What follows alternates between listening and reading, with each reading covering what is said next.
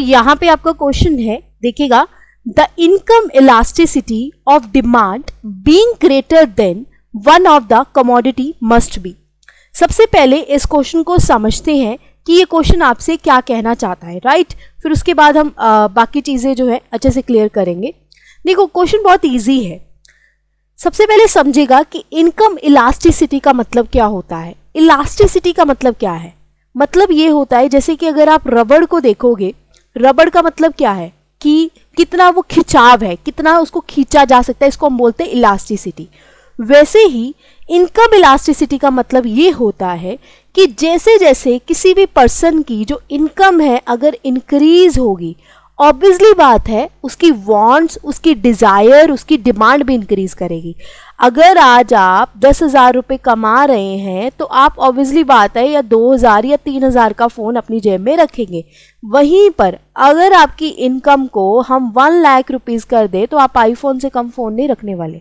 आपकी डिमांड आपकी accordingly income से इंक्रीज करेगी। वैसे ही इनकम इलास्टिसिटी ऑफ डिमांड का मतलब ये होता है कि सपोज करो कि अगर मैंने अपनी इनकम को 10% से बढ़ा दिया तो मेरी डिमांड जो है वो 2 गुना 20% से इंक्रीज हुई है, तो यहाँ पर मेरी इनकम इलास्टिसिटी क्या आएगी?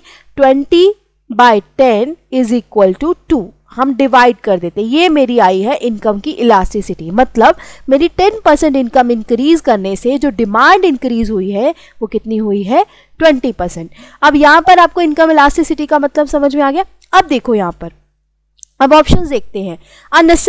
नेसेसिटी जो आपकी होती है वो इनकम के ऊपर डिपेंड नहीं करती है। अब आपने अगर रोटी खानी है तो व्हीट तो आपको लेनी पड़ेगी, आटा तो लेना ही पड़ेगा ना। अब इनकम इंक्रीज अगर हो जाएगी तो ऐसा तो नहीं है कि डबल रोटी खाने लग जाओगे, नहीं।